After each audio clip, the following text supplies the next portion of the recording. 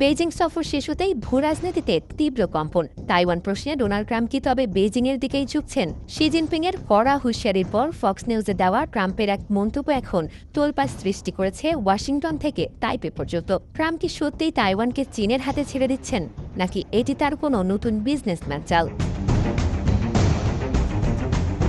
বেইজিংয়ে অনুষ্ঠিত Donald Trump এবং she জিনপিংয়ের শীর্ষ বৈঠকটি ছিল অত্যন্ত স্পর্শকাতর। চীন বরাবরই তাইওয়ানকে নিজেদের অবিচ্ছেদ্য অংশ বলে দাবি করে আসছে এবং প্রয়োজনে সামরিক শক্তি প্রয়োগের হুমকিও দিয়ে রেখেছে। এই সফরে শি জিনপিং ট্রাম্পকে স্পষ্টভাবে লাল রেখা বা রেড লাইন স্মরণ করিয়ে দেন। তিনি জানান, তাইওয়ানের স্বাধীনতা বা মার্কিন অস্ত্র সহায়তা নিয়ে চীনের অবস্থান অত্যন্ত কঠোর। ভুল পদক্ষেপ যে কোনো সময় বড় ধরনের সংঘাত ডেকে আনতে পারে।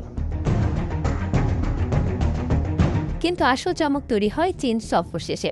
ফক্স নিউজকে দেওয়া এক সাক্ষাৎকারে ট্রাম্প যা বলেছেন তা তাইপেকে রীতিমতো স্তম্ভিত করেছে। ট্রাম্প সরাসরি বলেন, আমি চাই না কেউ স্বাধীন হয়ে যাক, কারণ একটা যুদ্ধ হলে আমাদের ৯,৫০০ মাইল দূরে গিয়ে ডুবতে হবে, যা আমি চাই না। তিনি আরও যোগ করেন, তিনি চান চীন এবং তাইওয়ান উভয় পক্ষই শান্ত থাকুক। তবে হোয়াইট হাউস দাবি করেছে, তাইওয়ান নিয়ে যুক্তরাষ্ট্রের দীর্ঘদিনের এক চীন নীতি বা অফিসিয়াল পলিসিতে কোনো পরিবর্তন আসেনি। ট্রাম্পের এই বক্তব্যের পর চুপ থাকেনি তাইপও। দ্বীপরাষ্ট্রটির পররাষ্ট্র মন্ত্রণালয় অত্যন্ত কঠোর ভাষায় পাল্টা প্রতিক্রিয়া জানিয়েছে। তারা স্পষ্ট করেছে, তাইওয়ান একটি সার্বভৌম, স্বাধীন ও গণতান্ত্রিক রাষ্ট্র এবং এটি কোনোভাবেই গণপ্রজাতন্ত্রী চীনের অধীন নয়।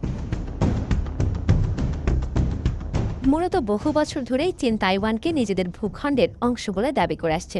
এমনকি প্রয়োজন হলে শক্তি প্রয়োগ করে দ্বীপটি দখলের হুমকিও দিয়ে আসছে বেইজিং। আর সেই কারণে তাইওয়ান দীর্ঘদিন ধরে নিজেদের নিরাপত্তার জন্য যুক্তরাষ্ট্রের সামরিক সহায়তার ওপর নির্ভরশীল।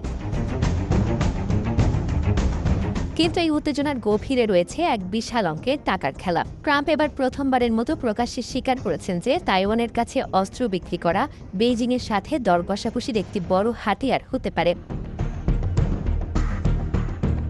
এই একটি বাক্যই তাইওয়ানের কপালে চিন্তার ভাঁজ বাড়িয়ে দিয়েছে, কারণ এতকাল ওয়াশিংটন দাবি করে আসছিল যে তাইওয়ানের নিরাপত্তা নিয়ে তারা চীনের সাথে কোনো ধরনের ডিল করবে না।